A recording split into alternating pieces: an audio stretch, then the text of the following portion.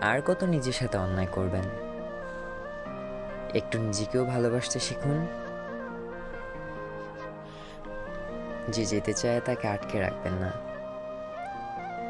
কারণ সম্পর্ক জোর করে টিকে না, শুধু কষ্টের বোঝাটা বাড়তে থাকে।